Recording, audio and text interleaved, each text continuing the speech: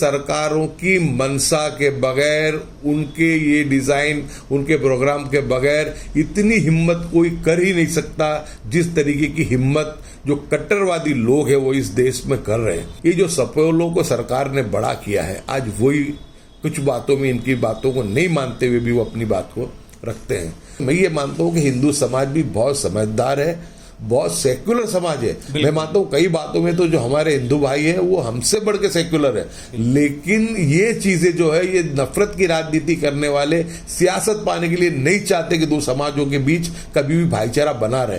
पुरुषोत्तम राम जो थे वो एक आदर्श के प्रतीक थे, वो मर्यादा पुरुषोत्तम थे। पूरी दुनिया उनको एक आदर के भाव से देखती है और मुस्लिम समाज भी उनको एक बहुत आदर के भाव से देखता है। लेकिन उनकी यात्रा में निकल करके और इस तरीके इसकी हरकतों के अंदर उसमें प्लांट करना, वो बेचारे जो हिंदू समाज जो भक्त उसमें जो आए हुए हैं उनको पता भी नहीं है कि साजिश क्या कर रहे हैं, ये साजिश कौन कर रहा है। अरे हम भी यही चाहते हैं कि लोग पत्थर को हाथ लगाने से डरने चाहिए।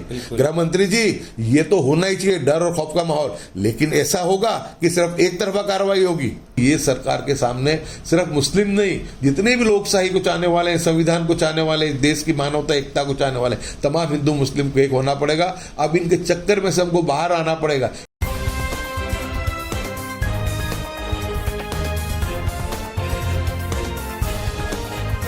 आप देख रहे हैं देश लाइव, देश की आवाज।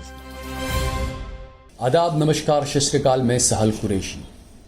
आज तक ये सवाल उठता था जब कहीं दंगे होते थे या कुछ होता था या चुनाव आते थे, तब ये सवाल उठता था कि मुसलमान क्या करेगा या मुसलमान को क्या करना चाहिए। लेकिन अब ये सवाल उठने लगा है कि इंसानियत के लिए क्या करना चाहिए, इंसानियत को बचाने के लिए क्या करना चाहिए। क्योंकि पिछले 3 साल से एक पैटर्न जो बना है, जिस तरीके के एक ख़ास समुदाय के भावनाओं को आहत करने का मामला हो, उनके खिलाफ उकसावे का मामला हो, और रामनवमी के ऊपर जुलूस के जो मामले और जो दंगे और तमाम चीज़ें निकल कर आ रही है। क्योंकि सिर्फ गुजरात ही नहीं, पूरे देश में कई जगहों पर, बंगाल में, बिहार में, हर जगह ये चीज़ें देखी गई। और उसके अलावा एक चीज़ें देखी गई कि सुप्रीम कोर्ट ने एक ज़बरदस्त, सुप्रीम कोर्ट की तरफ से एक टिप्पणी ये की गई कि राज्य सरकारें नपुंसकता वाला काम करती है कि जो हेड स्पीच देते हैं, यहाँ पर किसी नेता का या किसी समुदाय का नाम नहीं है, जो भी हेड स्पीच देते हैं उनके खिलाफ कार्रवाई की जानी चाहिए, ये सुप्रीम कोर्ट की तरफ से कहा गया। और उसके बाद हुआ ये कि पहली बार गुजरात के वडोदरा के अंदर ये देखा गया, क्योंकि अमूमन ये रहता है कि बीजेपी के सांसद हों या कुछ हिंदू संगठन के नेता हों, अगर कोई भड़काऊ बयान देते हैं तो उनके खिलाफ कोई कार्रवाई नहीं होती है। लेकिन दूसरी तरफ के जो समुदाय होते हैं उनके खिलाफ फौरन कार्रवाई हो जाती है। कुछ नहीं भी बोलते हैं तब भी किसी मामले में उनको घसीट लिया जाता है। तो गुजरात की बरोड़ा की पुलिस को इस बात के लिए मुबारकबाद देनी चाहिए कि बरोड़ा की पुलिस ने कम से कम एक हिम्मत वाला काम किया कि जो वीएचपी का जो नेता, जो मुसलमानों को ये धमकी दे रहा था कि मैं गुजरात के 2002 के दंगे याद दिला दूंगा, कहीं ना कहीं देश का माहौल खराब करने की कोशिश, अलग अलग धमकियां, पुलिस को ये धमकी देना कि पुलिस ने अगर किसी वीएचपी के लड़के को पकड़ा तो पूरा बरोड़ा शहर जलेगा, इस तरह की भाषा, तमाम चीज़ें। और उसके बाद में बरोड़ा पुलिस ने कार्रवाई की। दूसरा एक मामला गुजरात का ही है, ऊना के अंदर काजल, अब उनका नाम है काजल, लेकिन उन्हें लोग कहते हैं हिंदुस्तानी, लेकिन वो अपने आईडी में आप देखें वो हिंदुस्तानी नहीं लिखती हैं, वो हिंदुस्तानी लिखती हैं। तो वो अपने आप को हिंदुस्तानी नहीं हिंदुस्तानी मानती हैं। उन्होंने एक बयान दिया, हालांकि उनके बयान ये पहली बार नहीं है, काजल का बयान, अक्सर वो उल्टे सीधे बयान देती रहती है, टीवी डिबेट्स में भी हों या इस तरह के कार्यक्रम्स में, अक्सर वो ऐसे जहरीले बयान, इंसानियत को शर्मसार करने वाले बयान देती रहती हैं। तो उनको लेकर, उनके बयान को लेकर ऊना में काफ़ी हंगामा हुआ, कॉम्प्रो भी हो गया दो समुदाय के बीच में। लेकिन उसके बावजूद दोबारा वहां पर पथराव के मामले, और क्योंकि रमज़ान का महीना भी चल रहा है, कई ऐसे मामले हैं, कई ऐसी चीज़ें हैं। तो ऐसे में क्योंकि किसी हिंदू से बात करना, किसी मुसलमान से बात करना, वो एक अलग रहता है, लेकिन ऐसे मुद्दों पर उन लोगों का आगे आना चाहिए जो इंसानियत की बात करते हैं। वडोदरा के हरीश भाई, जिन्होंने एक बयान दिया कि हाँ भाई, एक लड़का जिसको दंगे में पकड़ा है वो मेरे वहां पर नौकरी पर था। इसी तरह के हरीश भाई की सोच की ओर जो लोग हैं, जो सभी समुदाय की बात करते हैं, इंसानियत की बात करते हैं। कांग्रेस के जो पूर्व विधायक ग्यासुद्दीन शेख साहब, जो इनका जो कार्यकाल रहा, उस वक्त इन्होंने भी हमेशा सर्वधर्म की बात की, हमेशा कभी हिंदू या कभी मुसलमान की बात नहीं की। तो ऐसे मामले के अंदर इस वक्त जो माहौल है, गुजरात का ही नहीं पूरे देश का, क्या माहौल है, किस तरह की कार्रवाई है, क्या हिकमत अमली होनी चाहिए, सुप्रीम कोर्ट, कानून, लॉ एंड ऑर्डर, इन तमाम मुद्दों पर हम बात करेंगे ग्यासू भाई से।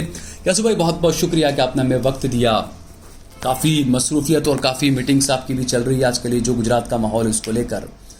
यासु भाई, पिछले 3 दिनों में जो रामनवमी के बाद से जो गुजरात का माहौल है, लॉ एंड ऑर्डर है, जो चीज़ें हैं, और कानूनी तौर पर पहली मर्तबा ऐसा लगा कि प्रशासन थोड़ा सा, पुलिस और उस पर थोड़ा प्रेशर है, कानूनी दबाव ऐसा लग रहा है अब। बिल्कुल आपने जो कहा कि भाई गुजरात पुलिस को, गुजरात के डीजीपी हों, बड़ौदा शहर के सीपी हों, वो मुबारकबाद के लायक हैं।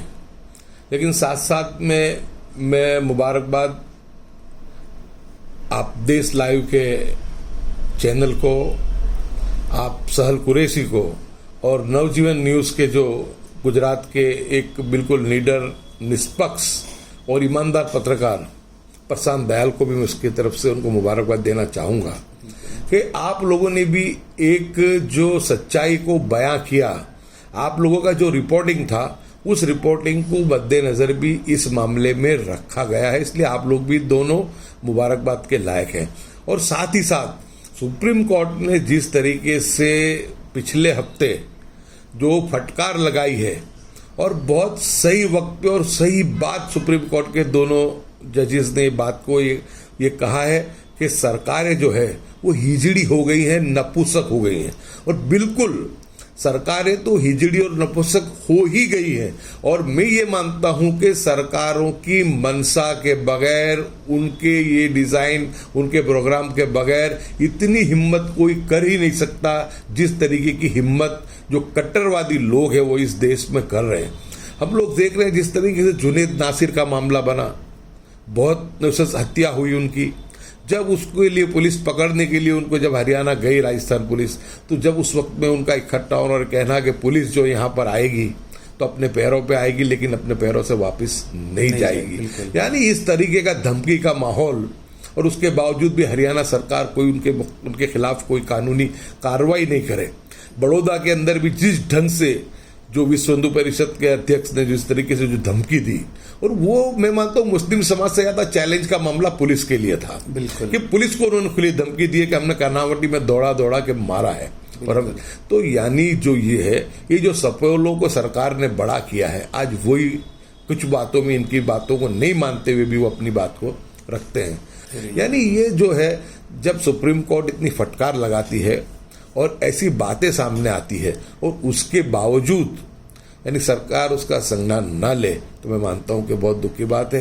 ठीक है, एक चीज़ की खुशी है कि बड़ौदे के मामले में बहुत जल्द ही यानी ये जो प्रेशर बना सुप्रीम कोर्ट की वजह से भी और मीडिया की वजह से भी, क्योंकि मैं ये समझता हूं कि अगर जो सियासी लोग हैं उसमें जब सुप्रीम कोर्ट ने जो बात कही उसमें उन्होंने ये भी कहा कि जब मजहब और सियासत को इकट्ठा कर दिया जाता है, जब भी इस तरीके की परेशानियां पैदा होती है और लोगों में तनाव भी पैदा होता है और लोगों के अंदर जो है भय का माहौल भी पैदा होता है। यानी बिल्कुल सही टिप्पणी जो है सुप्रीम कोर्ट ने सीधी लाइन खींच दी है कि ये पूरा का पूरा जो मामला है बगैर किसी का नाम लिए उन्होंने सरकारों पे और ये जो कट्टरवादी तत्व है उनके ऊपर इस बात को उन्होंने सीधी लीटी उन्होंने, क्योंकि ये तकरीबन माना ही जाता है, जनता में भी एक ये मैसेज गया हुआ है कि जो लोग ऐसे कट्टरवादी हैं, जो लोग इस तरह के भाषणबाजी करते हैं, क्योंकि उनके खिलाफ कार्रवाई नहीं होती, तो इससे मैसेज तो यही जाता है कि सरकारों का हाथ उनके ऊपर है, चाहे वो किसी भी उससे क्यों ना हो। बिल्कुल 2014 के बाद जब से नई सरकार इस देश में आई,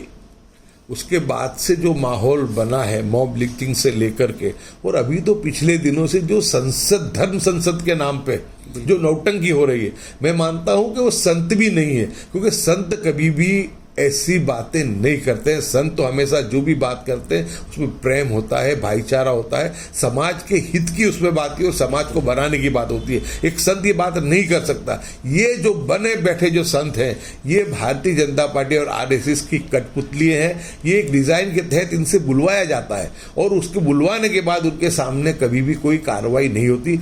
हद तो ये हो गई कि आप देखिए कि कुरान मस्जिद के बारे में उसकी तौहीन करना, आप सल्लल्लाहु अलैहि वसल्लम की शान में गुस्ताखी करना, नाउजुबिल्लाह अल्लाह के जो बातें, उन बातों का यानी मजाक उड़ाना। बिहार में कल अजीजिया जो है जामिया, उसको पूरी आग लगा दी गई और जला दिया गया। पूरा उन्होंने वहां पे उसको आग लगा दिया। वो आप देखो कि जब तक नीतीश कुमार इनके साथ थे वहां तक वो भारतीय जनता पार्टी के लोगों ने उनको डिस्टर्ब नहीं किया। जब आज वो और तेजस्वी यादव साथ में सरकार बनाई है, उस जिस इलाके में ये घटना हुई है वो इलाका जो है वो नीतीश कुमार का मतक्षेत्र है, उनका इलाका है। यानी जानबूझ करके उनको यानी डिस्टर्ब करना कि एक तरफ ऐसी कार्रवाई हो और दूसरी तरफ वो लोगों को परेशानी में डालना और हिंदू मुस्लिम ध्रुवीकरण की राजनीति करना, ये इनकी महारत इनको हासिल हुई है 1925 से, जब से आरएसएस की रचना हुई है उसके बाद से इनकी हमेशा की पैटर्न रही है। पहले ये चलता था कि जो सुअर था उसको काट करके मस्जिद में डाल देना, गाय का जो था वो गर्दन काट के उसको मंदिरों में डाल देनी, यानी हमेशा से ये हरकतें ये लोग करते आए हैं। मैं ये मानता हूँ कि अब ये चीज़ को लोगों को समझने की जरूरत है। मैं ये मानता हूँ कि हिंदू समाज भी बहुत समझदार है, बहुत सेक्युलर समाज है। मैं मानता हूँ कई बातों में तो जो हमारे हिंदू भाई हैं वो हमसे बढ़ के सेक्युलर है, लेकिन ये चीजें जो है ये नफरत की राजनीति करने वाले सियासत पाने के लिए नहीं चाहते कि दो समाजों के बीच कभी भी भाईचारा बना रहे, इसलिए ये लोग हमेशा ये माहौल को बनाते रहते हैं, ये हरकतें करते रहते हैं। ये रामनवमी में पुरुषोत्तम राम जो थे वो एक आदर्श के प्रतीक थे, वो मर्यादा पुरुषोत्तम थे, पूरी दुनिया उनको एक आदर के भाव से देखती है और मुस्लिम समाज भी उनको एक बहुत आदर के भाव से देखता है। लेकिन उनकी यात्रा में निकल करके और इस तरीके इसकी हरकतों के अंदर उसमें प्लांट करना, वो बेचारे जो हिंदू समाज जो भक्त उसमें जो आए हुए हैं उनको पता भी नहीं है कि साजिश क्या कर रहे हैं, ये साजिश कौन कर रहा है, लेकिन साजिश होती है, उनको भी उसका खमियाजा भुगतना पड़ता है। जब दंगे या फसाद होते हैं उसमें मरने वाला चाहे वो हिंदू हो या मुस्लिम हो, आज उनकी स्थिति क्या पैदा होती है वो किसी को पता नहीं है। लोगों को, निर्दोषों को जेलों में जाना पड़ता है क्योंकि करने वाले लोग जो हैं वो तो कभी हाथ में आते नहीं है। करने वाले लोग जो करवाने वाले षड्यंत्रकारी हैं वो तो ताकत वाले लोग हैं, उनके सामने तो कोई एक्शन उनके सामने होता नहीं है। तो जो खमियाजा भुगतना पड़ता है निर्दोष हिंदू और मुसलमानों को भुगतना पड़ता है। बहनें विधवा होती हैं, बच्चे अनाथ होते हैं, लोगों के माल मिलकतों का नुकसान होता है, लोगों को सालों तक जेलों में रहना पड़ता है। यानी मैं मानता हूं कि इस देश की जो गंगा जमनी तहजीब जिसको आज एक गाली बना के रख दिया, इसको बिल्कुल तार तार कर दिया। दूसरा ये कि आपने जो बताया कि इस तरह के कुछ लोग होते हैं शरपसंद अनासिर जिसे कहा जाए, कि इस तरह की जो भगवान राम के नाम पर निकलते हैं लेकिन जो हरकतें जो करते हैं। दूसरी ये देखा गया कि अक्सर जैसे रामनवमी का मामला जो है, जब वीडियो सामने आ जाते हैं कि हाँ यात्रा के अंदर जो लोग हैं उनके हाथ में झंडा है, भगवा और उसका पथराव कर रहे हैं, तमाम चीज़ें, उसके बावजूद भी आखिरकार एक पैटर्न चला आया है कि एक तरफा कार्रवाई होती है। बरोड़ा के मामले में भी आप देखें कि 23 मुसलमानों को गिरफ्तार किया गया, 25 को भगोड़ा घोषित किया गया, जबकि मुसलमान पक्ष की तरफ से FIR नहीं ली गई। दूसरा ये कि रामनवमी जो शोभा यात्रा थी उसको लेकर जो यात्रा निकली, कई वीडियोज आए कि यात्रा के अंदर से पत्थर मार रहे हैं, दरगाहों पर वो लाते मार रहे हैं। बिल्कुल ये पैटर्न मैंने आपको जो कहा कि ये 1925 से चल रही है, ये इसका सिलसिला जारी है। जब कहीं पर भी दंगा हो उसको पूर्व आयोजित बता देना, एक ही तरफ की जो है रिपोर्टिंग उसको करना। आप बड़ौदा के जो मामले में आप देखो तो जिस तरीके से जो बड़ौदा के अंदर जो मुस्लिम समाज की तरफ से पथराव हुआ उसके विजुअल जो है वो मीडिया पे कंटिन्यू यानी बताया गया, यहाँ तक कि नेशनल चैनल पे भी, जबकि उसका दूसरा पक्ष कभी भी बताया नहीं गया कि इस दंगे की शुरुआत कहाँ से हुई। मैं ये मानता हूँ कि जिस तरीके से अगर दोनों तरफ के आप जो देखो वीडियो खुल करके सामने आए हैं, और वो चीज़ अगर मैं ये मानता हूँ कि अगर मीडिया निष्पक्ष और ईमानदारी से काम कर ले, मैं मानता हूँ कि गुजरात नहीं हिंदुस्तान में कहीं पर भी कभी दंगा नहीं होगा। सवाल हिंदू मुस्लिम का सवाल नहीं है। अगर दंगाई मुसलमान है मैं कहता हूँ उसको 2 डंडे मारो, बिल्कुल। हमारा हिंदू भाई है उसको 1 मारो, मैं ये यहाँ तक कहता हूँ, लेकिन कम से कम जो दंगाई है उसको 1 डंडा भी तुमको मारना पड़ेगा। उसको ये बताना पड़ेगा कि दंगाई का कोई धर्म और कोई मजहब नहीं होता है। इस तरीके से तो ये चीज़ों को बढ़ावा मिलता है। हमारे जो बहादुर गृह मंत्री हैं हर्ष संघवी, वो टीवी चैनल पे आके आप देखोगे वो जिस तरीके से वो बयान करते हैं, एक सम्माननीय गृह मंत्री हैं, वो बयान देते हैं कि अब लोग पत्थर, इसी कार्रवाई होगी कि लोग पत्थर को हाथ लगाने से डरेंगे। अरे हम भी यही चाहते हैं कि लोग पत्थर को हाथ लगाने से डरने चाहिए। गृह मंत्री जी ये तो होना ही चाहिए डर और खौफ का माहौल, लेकिन ऐसा होगा कि सिर्फ एक तरफा कार्रवाई होगी। तो अगर तुम ईमानदारी के साथ निष्पक्षता के साथ जो षड्यंत्रकारी है उनके सामने भी कार्रवाई करोगे, और दूसरी तरफ अगर जो भी मुस्लिम समाज है, हिंदू, उनके सामने भी अगर तुम दंगाइयों के सामने कार्रवाई करोगे तो यकीनन मुझे भरोसा है कि कोई पत्थर हाथ में नहीं लेगा, और पत्थर हाथ में लेना नहीं चाहिए। पत्थर हाथ में ले उसके हाथों को तोड़ दिया जाना चाहिए, लेकिन वो हाथ एक तरफा नहीं तोड़ा जाएगा, इंसानियत का हाथ नहीं तोड़ा जाएगा, हाथ तोड़ा जाएगा गुनहगारों का तोड़ा जाएगा, चाहे इधर से हो चाहे उधर से हो। बिल्कुल। अच्छा, दूसरा हमने देखा बंगाल में भी हुआ रामनवमी पर, तो बीजेपी की बंगाल की एक सांसद है मिसेस चैटर्जी, उन्होंने कहा कि ममता बनर्जी का फेलियर है, दंगे हो गए, रामनवमी की यात्राओं से इसे नहीं करा पाई और उन्हें इस्तीफा दे देना चाहिए। तो जब बीजेपी के एक सांसद बंगाल के लिए बात कह सकती हैं, तो गुजरात में भी तो बीजेपी की सरकार है, तो यहाँ के मुख्यमंत्री पर या यहाँ की सरकार पर सवाल उठते नहीं है? बिल्कुल, ये सवाल इन्हीं को भी लागू होता है। अगर तुम ममता बनर्जी से उनका इस्तीफा मांग रहे हो तो हर्ष संघवी जी, आपको ये बयानबाजी करके ये जो लोगों को, जो तुम्हारे अंध भक्त हैं, उनको तालियां पिटवाने से बेहतर ये है कि आपको अपना गलती को स्वीकार करना चाहिए और राजीनामा आपको भी देना चाहिए। कि जब तुमको पता है कि बड़ौदा अति संवेदनशील है, बड़ौदा यानी पूरे गुजरात में अभी बहुत टाइम से अमनो अमान का माहौल चलता है, लेकिन बड़ौदा में कभी भी 2-3 महीने ऐसे नहीं गए कि जिसके अंदर कभी ना कभी कुछ ना कुछ दंगा नहीं हुआ। जब आप जानते हो, और इस मरतबा तो जो यात्रा जहां से निकाली है जबरदस्ती इन्होंने, उस इलाके में तो कभी यात्रा निकलती ही नहीं थी। बिल्कुल। तो यानी यात्रा निकालना बहुत अच्छी बात है, इसके लिए हम कोई उसकी परमिशन थी या नहीं, ये भी एक सवाल उठता है। लेकिन तुम यात्रा निकाल के, श्री राम जी के नाम से यात्रा निकाल के, और तुम धर्म के नाम पे अधर्म का काम करो, ये पूरा का पूरी जो साजिश है ये 2024 को मद्देनजर रखते हुए, और जो एक यूपी पैटर्न इनकी जो चली है जहां से, और उसी पैटर्न को आगे बढ़ाते हुए इस मामले को जहां पर भी अपनी निष्फलता हो, अपनी विफलता हो, उसको ढांकने के लिए निर्दोष लोगों पर जुल्म करना, ये इनकी एक आदत सी बन गई है। हमारा तो सिर्फ एक ही कहना है कि चाहे हिंदू हो या मुसलमान हो, गुनहगार का कोई धर्म और कोई मजहब नहीं होता। अगर जो भी है उनके सामने तुम कार्रवाई करो। और मैं ये मानता हूं कि हिंदू और मुस्लिम दोनों लड़ना नहीं चाहते हैं, लड़ने पे मजबूर किया जाता है। जिस तरीके से आरएसएस की, विश्व हिंदू परिषद, बजरंग दल की जो पैटर्न है, वो बेचारे ऐसे लोगों के हाथ में खुली तलवार है, नंगी तलवार है, उनको देख करके ऐसे जुलूसों में लाते, उनको पता भी नहीं होता कि क्या मामला हो रहा है,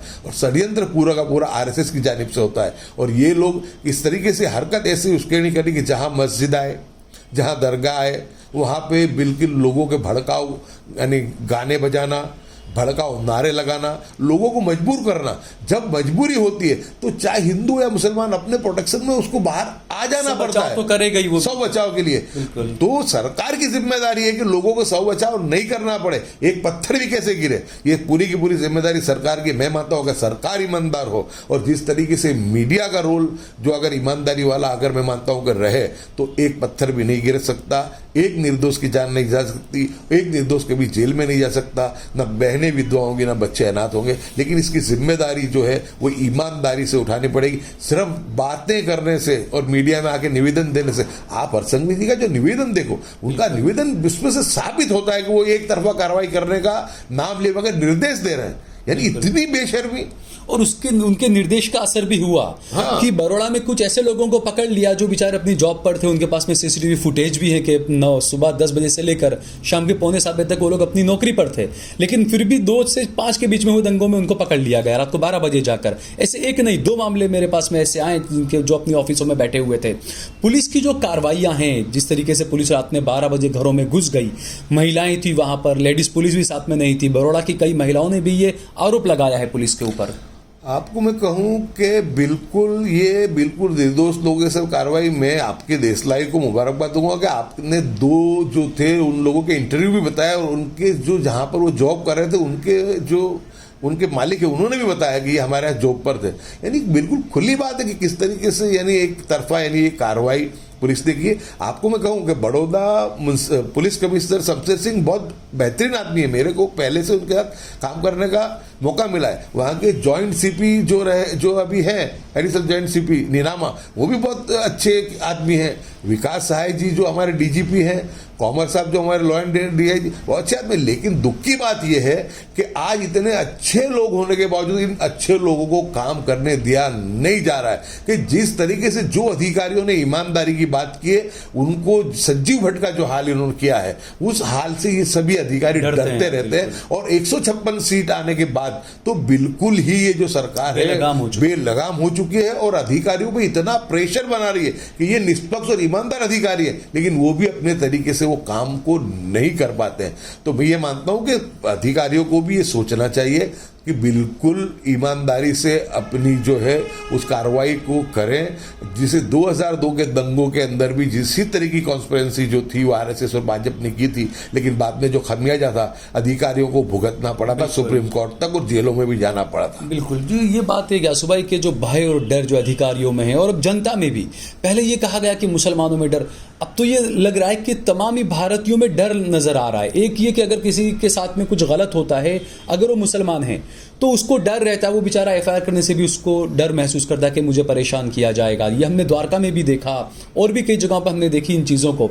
दूसरी तरफ जो मेरे हिंदू समुदाय के लोग हैं उसमें बहुत अच्छे लोग भी हैं, जो किसी गलत का अगर मुकाबला करना है, विरोध करना है कानूनी तौर पर, वो मदद के लिए खड़े होना चाहते हैं, लेकिन उनको भी डर लग रहा है कहीं ना कहीं, अब वो भी बेचारे डर रहे हैं। जब भी कभी हमारे पे परेशानी आई तो हमारे लिए, मुस्लिम समाज के लिए लड़ाई लड़ने वाले जो सेक्युलर लीडर हों या जो एनजीओ हो, वो चाहे चित्सा सेतलवाड़ हो, चाहे मुकुल सिन्हा जी हो, चाहे महेश भट्ट जी हो, या हमने देखा कि संजीव भट्ट जिन्होंने एक सच्ची बात जो उन्होंने कही और आज उसका खमियाजा वो भुगत रहे हैं, तो ऐसे लोगों को इतना प्रताड़ित किया और ऐसे केसों में उनको उठा करके डाल दिया गया ताकि कोई भी जो है, जो वो सामाजिक जो प्रतिनिधित्व करने वाले लोग, वो भी जो है मजलूमों की आवाज को ना उठा सके, उन बातों को ना रख सके। इसलिए एक सोची समझी साजिश के तहत इन्होंने इस काम को किया है। लेकिन हमेशा जब भी दुख तकलीफ हुई है तो सेक्युलर हिंदू समाज ने हमेशा साथ दिया है और हक बात को हमेशा रखा है।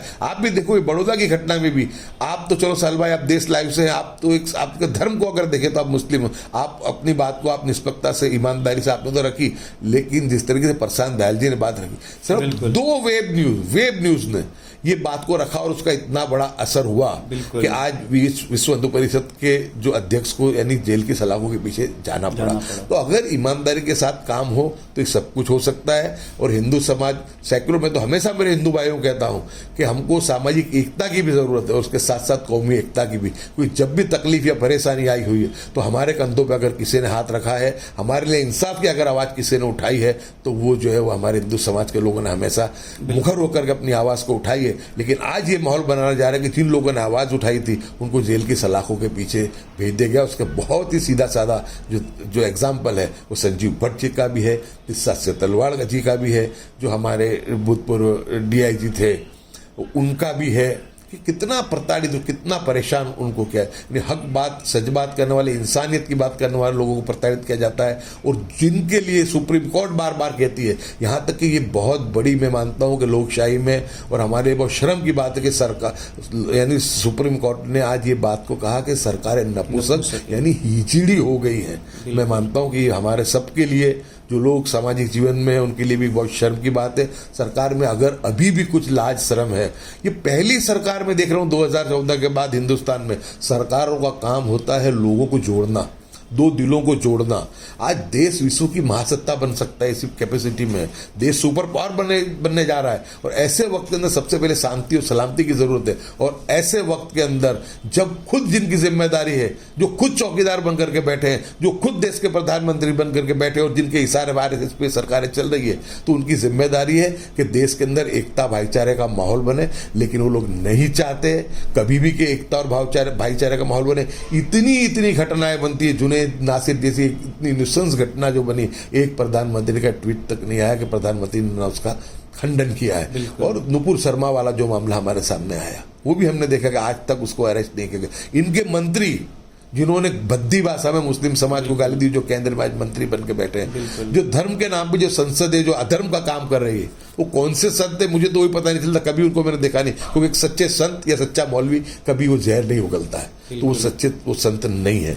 तो न कोई उन पे एक्शन लिया जाए। सरकार खुद चाहती है, उनकी मंशा ये है कि जो उनकी बेकारी है, उनका जो फेलर है, महंगाई है, बेरोजगारी है और जिस तरीके का जो पूरे देश की अर्थव्यवस्था जो टूट करके रह गई है, तो सरकार ये चाहती है कि लोगों को हिंदू मुस्लिम में लड़ा करके उनका ध्यान वहीं पर रखा जाए। मैं ये मानता हूं कि लोगों को अब मैं दोनों समाज से हाथ जोड़ के विनती करूंगा, हिंदू या मुस्लिम दोनों को, कि हाँ हिंदू समाज को तो हम कहते हैं कि हमारे बड़े भाई के समान है। हम मैं कहना चाहूँगा कि हमारे बड़े भाई से भी और हमारे मुस्लिम समाज से भी कि हम सबको मिलजुल के इस जालिम हुकूमत का सामना करना पड़ेगा। इनको किसी में कोई इंटरेस्ट नहीं है, इनको ये बस एक ही बात है कि इनको सत्ता में इंटरेस्ट है, लोग जिए बने, इनसे इनको कोई मतलब कोई सरोकार नहीं है। जिनकी जिम्मेदारी है देश की एकता भाईचारे को बनाए रखने की, वो खुद जानबूझकर ऐसे निवेदन कर रहे हैं और देश को तोड़ने का काम कर रहे हैं। मैं मानता हूं कि पूरी दुनिया में ऐसा किसी देश में मैंने नहीं देखा होगा कि जिनकी जिम्मेदारी है जोड़ने की, वही तोड़ने का काम कर रहे हैं। आखिरी सवाल गयासु भाई कि जिस तरीके से सुप्रीम कोर्ट ने जो टिप्पणियां की और कानून के मामले की जो अगर बात है,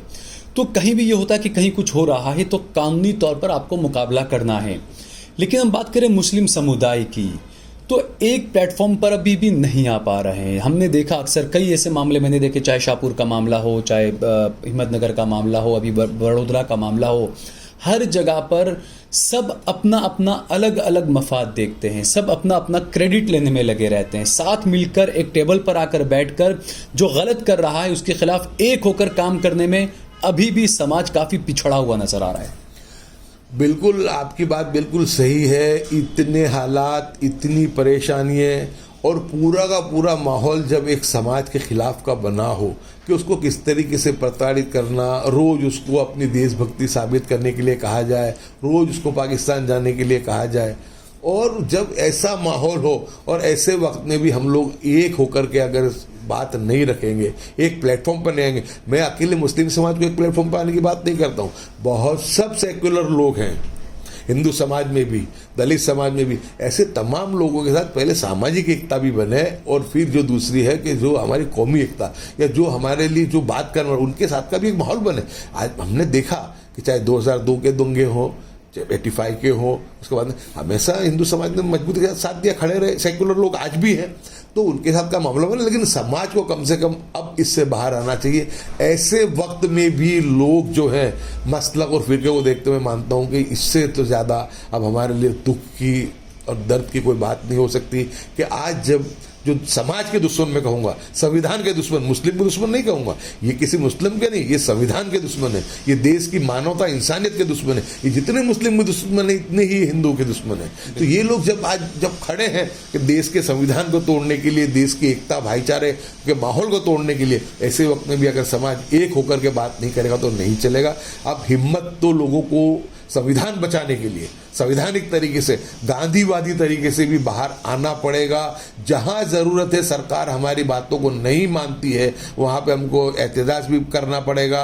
हमको नामदार हाई कोर्ट और नामदार सुप्रीम कोर्ट तक भी इन बातों को लेकर के जाना पड़ेगा। इसमें अब झिझक और डर को बाजू पे दरकिरार करना पड़ेगा। दुख की बात तो ये कि जहां कहीं पे भी ऐसी घटनाएं जब बनती हैं तो पुलिस पहले तो जुल्म करती है और उसके बाद पुलिस जो बुटलेगर हैं, जो उनके बातमीदार हैं, जो उसी समाज से, उनको हाथा बना के जो विक्टिम है या जिन पे जुल्म हुआ है उनको लोगों को डराया धमकाया जाता है। और ये देखा कि बड़ौदी में भी बातें बहुत सामने आई कि वहाँ भी डराने धमकाने की वहाँ पर भी कोशिश हुई। ऊना में जिस तरीके से वहाँ के लोगों ने हिम्मत दिखा करके जो काजल के खिलाफ उन्होंने कंप्लेन दायर करने की कोशिश की, तो हमें आज ये पता चला है कि वहाँ का धारासभ्य भी ये चाह रहा है कि दबाकर धमका करके कंप्लेन वहाँ ना हो और उन लोगों को प्रताड़ित किया जा रहा है, वहाँ पे उन पर दबाव बनाने की कोशिश की जा रही। यानी कि आप तुम सोचो कि ये इस तरीके का जब ये माहौल है तो ऐसे वक्त के अंदर हम लोग एकता के साथ अगर काम नहीं करेंगे, तमाम सेक्युलर लोग जो हैं, वो हिंदू हो या मुस्लिम हो, जो इंसानियत की लड़ाई लड़ने वाले लोग हैं,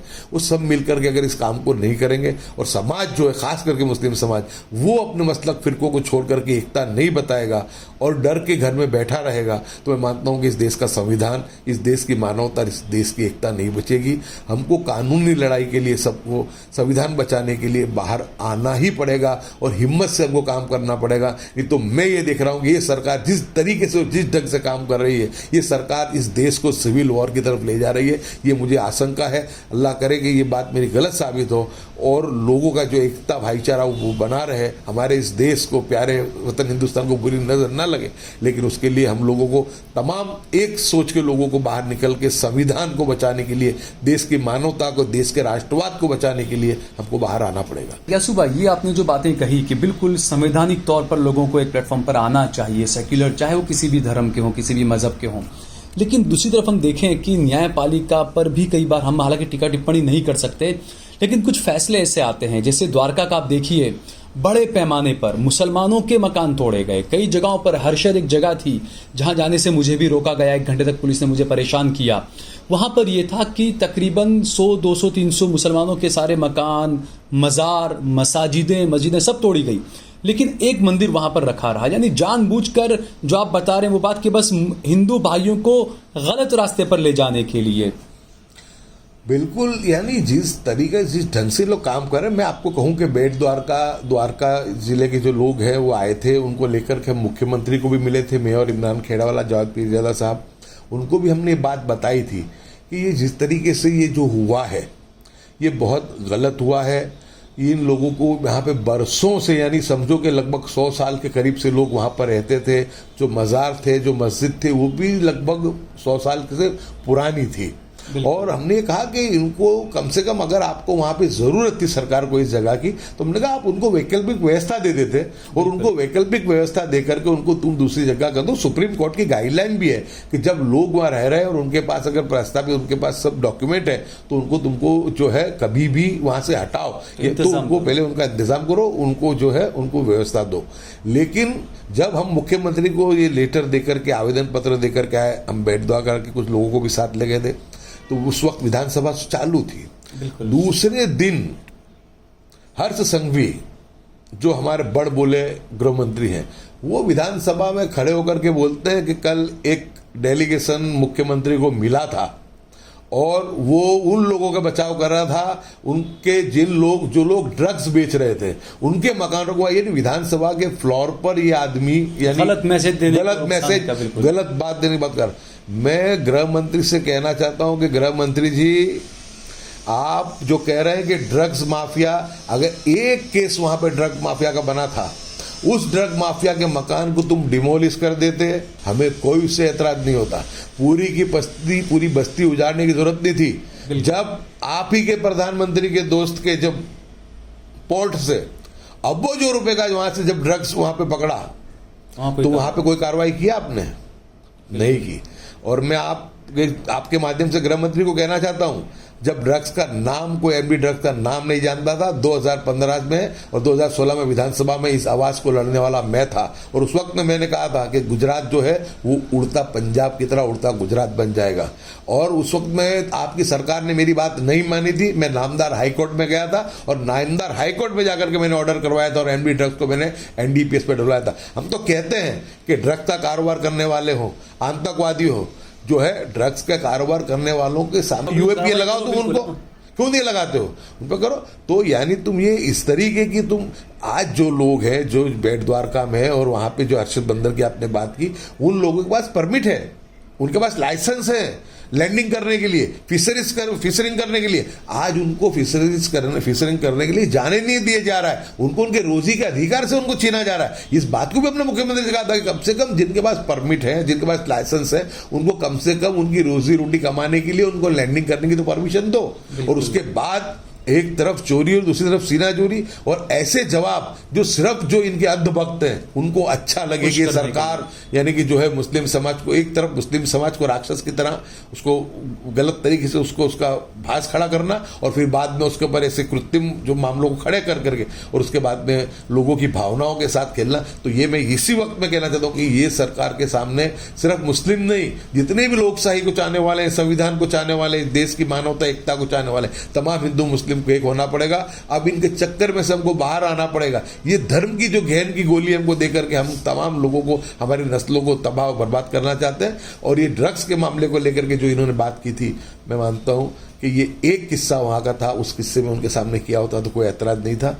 लेकिन वहाँ पे उन्होंने तमाम की तमाम पूरी की पूरी बस्ती बगैर किसी उनको व्यवस्था दी यहाँ से हटा दी गई, और जबकि इनके ही दोस्त के यहाँ से अरबों रुपए का ऐसे हुआ, उसके सामने कोई इन्होंने। अच्छा, ये आपने जो बात कही बिल्कुल कि हर्ष संघवी ने जो बयान दिया और जो बातें कही कि कल जो मिलने आए थे वो ड्रग्स के जो लोग थे उनकी पैरवी करने आए थे, तमाम चीज़ें, जबकि जब हमने रिपोर्टिंग की जाकर जो बातें सामने आई तो वहाँ ये बताया गया कि सिर्फ एक मुसलमान था जो 2 साल पहले ड्रग्स के मामले में पकड़ा गया था, जो अभी जेल में है, उसकी सज़ा हज़ारों मुसलमानों को दी गई। जबकि ये कहा गया कि दूसरी तरफ दूसरी एक कम्युनिटी जो है, जो बहुसंख्यक हैं, उनके समुदाय के 9 लड़के ड्रग्स में पकड़े गए, लेकिन उनके खिलाफ वहां पर बुलडोजर नहीं चला। तो ये तो सवाल उठना लाजमी है। बिल्कुल, आप साल भाई आप बात को समझ लो। ये जो अंधभक्त लोगों को बनाया है, जो ये काजल जैसे लोग, कुलदीप पुष्पेंद्र कुलश्रेष्ठ जैसे जो लोग, बनावटी जो संत जो धर्म संसदें कर रहे हैं, वो इस देश के माहौल को बिगाड़ के उन्होंने ऐसा माहौल बना दिया है, और ऐसा यानी जिसको हम कहें कि माहौल के अंदर ऐसी गंदगी उन्होंने ला दी है कि यानी चाहे कोई भी अक्सर लोग वो सोचते नहीं है, बस उनको लगता है कि ये किसी एक धर्म विशेष के खिलाफ के लोगों के सामने हो रहा है तो वो ताली बजाने लगते हैं। मैं मानता हूं कि बस यही चीज़ है कि इनको इनके वोट लेने हैं, और उनको पता है कि उनकी तमाम नाकामयाबी है, जो फेलियर है इनका, वो इसमें इसका छुप जाता है। तो लोगों को धर्म की जो है वो अफीम पिला करके ये अपने जो है सियासत को चलाना चाहते हैं। लेकिन मैं मानता हूँ कि ये आग के साथ का खेल है। ये देश के संविधान को, देश की लोकशाही को, देश की एकता को बहुत बड़ा नुकसान हो रहा है। मेरी आजिज़ाना आपके माध्यम से तमाम दर्शकों से ये विनती है,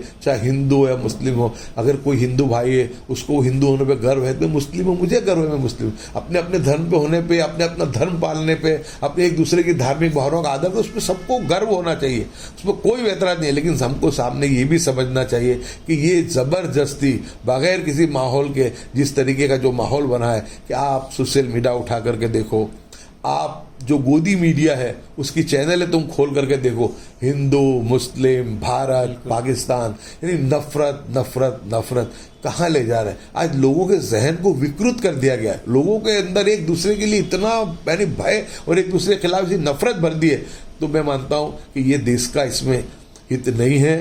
हमको जब सरकार ये नहीं समझ रही जिनकी जिम्मेदारी है, तो अब आवाम को, लोगों को, सब कुछ हमारे उसको छोड़ करके हमको इकट्ठा होकर काम करना पड़ेगा। अगर कोई गुनहगार है, ड्रग्स वाला है, आतंकवादी है, दंगा कर रहा है, फसादी है, उनके सामने कड़क से कड़क कार्रवाई, उसकी डिमांड, उसकी मांग तो हम भी करते हैं। लेकिन बात यह है कि भेदभाव नहीं होना चाहिए, धर्म जाति के भेदभाव के बगैर जो गुनहगार है, चाहे उसका किसी भी धर्म है, उसका मजहब है, उसके सामने सख्त कानूनी कार्रवाई करनी चाहिए। अगर धर्म और जाति का भेदभाव किए बगैर गुनहगारों के सामने अगर सख्त कार्रवाई करी जाएगी तो मैं मानता हूं कि दंगे होने का कभी नाम नहीं लेंगे। ठीक है ग्यासु भाई, बहुत बहुत शुक्रिया हमसे बातचीत करने के लिए।